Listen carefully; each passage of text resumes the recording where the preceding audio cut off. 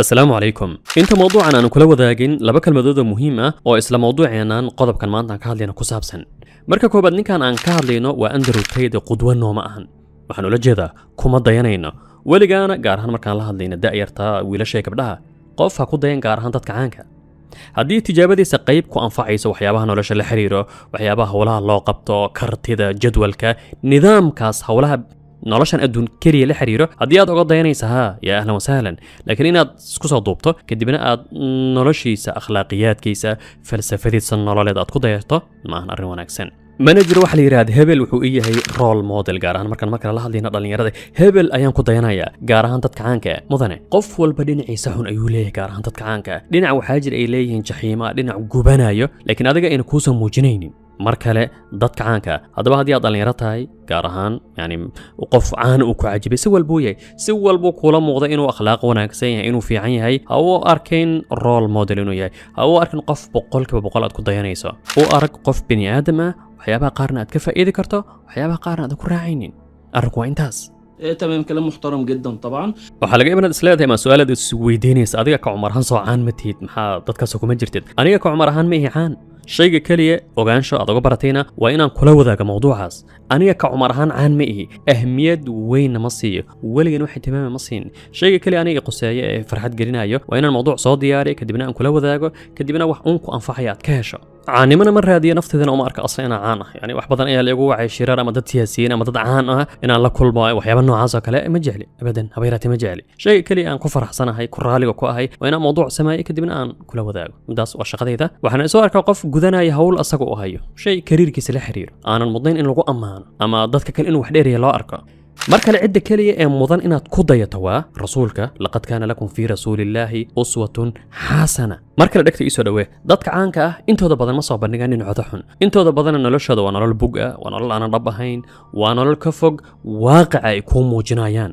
marka adiga dabankaas ku dhicin, caqligaas ilaahay ku siiyey ka shaqaysii. tusaale yaroo degdeg ah ilbiriqsi aan naga qaadanin kuma dheeraanayno. labadan lamaane midaan lagu magacaabo Lujayn iyo midkaan lagu magacaabo Rayaan, dad badan ayaa u arkay tusaalaha jacaylka iyo isqabidda, laakiin hal mar ayay ka war heleen furiinkooda. loolankii dhex mari jiray ka baduulaysa, xageed ku soo daahday, yaad la hadlaysay, moobaylkaada fur. xaaladaas jaxiimada ee taqaanaan dadka isqaba ee murmo ma ayna arki jirin dadkan, laakiin waxay u malayn jireen dad isjecel. hal mar ayayna isfureen, wixii khilaaf dhex yaalayna ay baraha bulshada ku soo wareen hal mar. sidoo kale labo mawduuc weli maana gelin. maxaan uga hadlaynaa ninkan? maxaan uga hadlaynaa rootiinka Andrew Tate? waxaan uga hadlaynaa mudane in uu yahay nin dhalinyaro ku gacan sayray, aan dhahno nidaamka asaga uu ku magacaabo the matrix almasfuufa. Kind of like we're in the Matrix, like there's something missing. The Matrix is everywhere. The fact-checked studies that everybody believes, the news you watch, the way you've been taught to think, the educational system, the opinions of the people who love you. The Matrix exists to blind you from wuxuu ku leeyahay yaa yiri macnaa in 8 saacaad shaqaysa maalintii, yaa yiri iskoolka inuu yahay 12 sano, yaa yiri shahaadadaas ama warqadaas waxay muujinaysaa waxa aad taqaan. nidaamka caalamka ka jiro ku gacan sayray asaga sidoo aaminsan yahay. sidoo kale waxyaabahan kula wadaagayo waa in uu dadaal badan bixiyo, tobaneeyo shirkadood oo laptopkiisa iyo mobilkiisa uu ka maamulo, uu gaago wax asaga uu ku magacaabo imbratoriyad.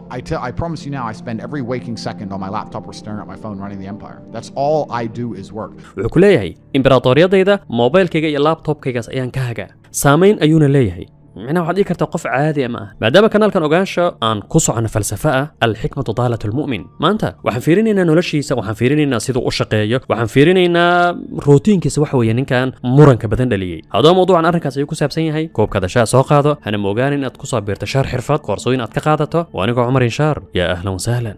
soo hordhac fiican oo la isku hadlayn kara ma ahan. yaa salaam, sidaan u kala dhigdhignay. haddaba afeef horaad ku tilmaami kartaa. daqiiqadan soo socda waxaan kula wadaagi doonaa rootiinkiisa, annagoo ku bilaabayno rootiinkiisa subaxda hore markuu soo kaco muxuu sameeyaa. wuxuu sheegay marka koobaad habeenkii inuu seexdo xilli dambe 3:00 habeenimo ayuu seexdaa. wuxuuna sheegay in hurdadiisa ayna wanaagsanayn. subaxdii wuxuu soo kacaa 9 subaxnimo. markuu indhahaasaan u soo kala qaado wuxuu cabaa biyo aad u badan oo gaaraya 2 litir oo biyo ah. wuxuu sheegay in biyahaas badan ee cabayo jirkiisa ay siiyaan awood, tamar ay siiyaan, ayna yara jilciyaan dabcan, yani uu noqdo mid qalalan si aan u shaqeeyo ayuu ku leeyahay. sidii gaari shidaal lagu shawayo safar dheer galaya, biyo badan ayuu cabaa. First thing I do is drink 2 liters of water. sidoo kale waxyaabaha uu sameeyo waxa kamid ah waa talabada kale xigta inta uu wax kala qabanin wuxuu sameeyay jirdhis soconayo 20 ilaa 40 daqiiqo gaar ahaan feerka sidoo kale wuxuu raaciyaa jirdhiska caadiga asaga shakhsiyan wuxuu aaminsan yahay jiimka in waqti badan cuno sidaa darteed biraha iyo waxyaabaha lagu tababarto guriga ay u yaalaan wuxuu sheegay in tamaariintaas uu sameeyo exercise-kaas uu sameeyo ay maskaxdiisa siinayaan nashaad ninkan wuxuu leeyahay subaxdii markaan soo tooso waxaan cabaa labadaas leetar biyaha si jirkeyga uu awood u helo sidoo kale exercise-ka tamaariintaas 40 daqiiqo soconaya waxaan u sameeyaa si maskaxdeeda ay u noqoto yani mid firfircoon sidoo kale si aan hawlahaas u qabto u baahan maskaxda aanu imaano shay kale la xiriiro rootiinkiisa waa qahwada iyo shaqada Andrew Tate wuxuu si waale u cabaa kafeega wuxuu si waale u cabaa qahwada yani haddii aan ku dhaca ka waran ninkaas maalintii wuxuu cabaa 9 ilaa 10 koob oo qahwo ah asagoo leh sida uu sheegay kofeeyinkaas macnaha jirkiisa galaayo qahwada jirkiisa galaayo yani wuxuu siinaya ayuu leeyahay awood feejignaan ah in maalinteeda dhan ay ahaato mid nashaad ah si aan u shaqeeyo talow takhaatiirta haddii takhaatiir ay dhegeysanayaan mawduucan in qofka qahwo badan uu cabo caafimaadkiisa lidma ku tahay asaga xitaa wuxuu sheegay markuu ka hadlay wuxuu ma aqaan xitaa arrinkan inuu yahay arrin xun laakiin waxaan cabaa 10 galaas oo qahwo ah si aan firfircooni badan u helo aan u shaqeeyo waxaad moodaa makiinad sidoo kale cunadiisa nidaamkiisa cunada waa mid cajiib ah Andrew Tate ninkaas aan ku dhaho murqahaas waaweyn leh haddii aan ku dhaca ka waran hal mar keliya ayuu wax cunaa maalintii 24 saac hal mar keliya ayuu wax cunaa wuxuuna raacaa soonka kala go'an cunada uu cuno ma quraacdo marka koobaad mana qadeeyo cashada ayuu hal mar wax cunaa laakiin cunada uu cuno ayadoo la fiirinayo in uu nin milyaneer yahay malaayiin haysto wuxuu cunaa cunno aad u borotiin badan cunno hilib ah cunno wuxuu cunaa yani hal mar ayuu wuxuu cunaa cunno aad u weyn asagoo baahan ayuu wax feeraha iska saaraa kadibna 24 saac markii ka soo roogto ayuu markale wax cunaa waxaad ku tilmaami kartaa sidii libaaxyada oo kale hal mar hadda u gaarsado neef cuna ama u duur joog cuna kadibna inta Soomaaliin joogo ninkan wuxuu ku leeyahay waan soo kac anoo baahan qahwada iskali ayaan cabaa kadibna cashada ayaan hal mar wax cunaa aanu imaan markaan dhinaca shaqada uu qabto wuxuu leeyahay ninkan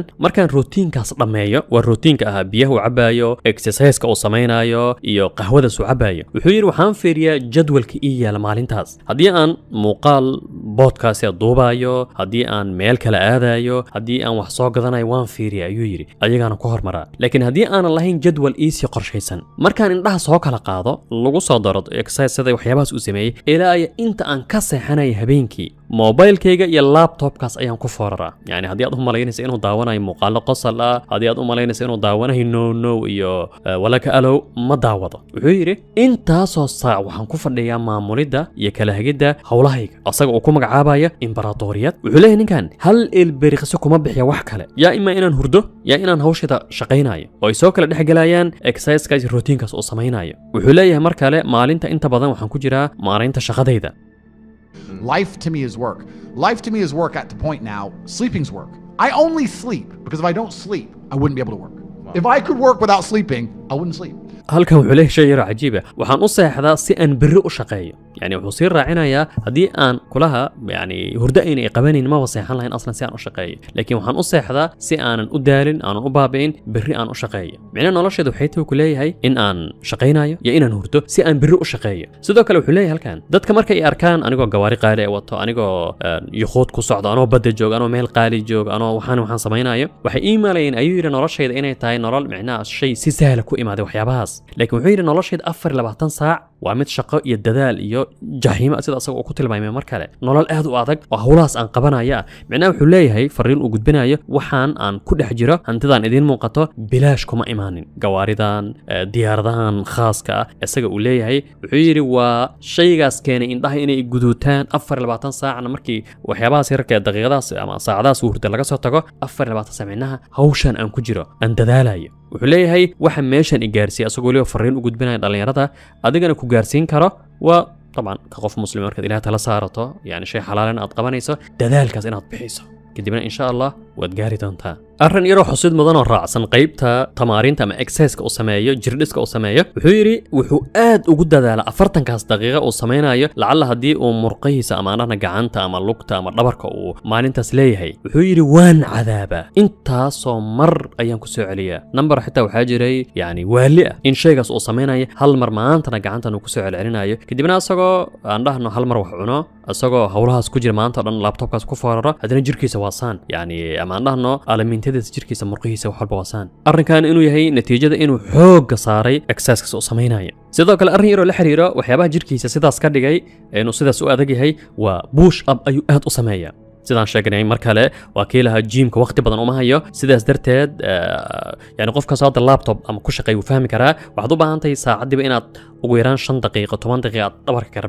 bixbixiso waqtigaas sirka ayuu uga faa'iideystaa inuu push up sameeyo push up badan uu sameeyo kadibna jirkiisa uu sidaas noqday sidoo kale nasiixooyinka uu dhalinyarada siinaya waxaa ka mid ah isla mawduucan ku aadan rootiinka iyo waxyaabahan soo hantidiisa waxaan ka hadlayo in shayga ugu muhiimsan ay tahay iltizaamka in waqtiga aad soo kacayso waqtiga aad seexanayso howlaha aad qabanayso micnaha maalintaada inay nidaamsan tahay waana tii mar aan ka hadalnay ahmiyadda rootiinka noloshaada inayn ahayn micnaha sabaha la fawda inayn ahayn oo waqti mucayan aad seexanayso waqtiga aad soo kacayso howlaha aad qabanayso yani noloshaadu ay nidaamsan tahay oo waqtigaas hawshaas aad qabanaysa hadii lagu soo aan lagu heli karin yani waxa jeeda in noloshaada ay tahay nolol yani 1 2 3 inaad aad u fahansantahay ahmiyadda waqtigaada inaad aad u fahansantahay waxa kuugu muhiimsan ra'sumaalka ugu muhiimsan aad haysato waqtigaada yahay aad ugu dadaasho ugu dambeyn mawduucan aan kula wadaagay ama tijaabada ninkan aan kula wadaagay waa un tijaabo qof waxyaabo ku anfacay waad ka heli kartaa qasabna ma ahan in 100% lacala hadii hadda uu jiro qof raba inuu tijaabiyo kale qasab ma macna inaad 100% aad samayso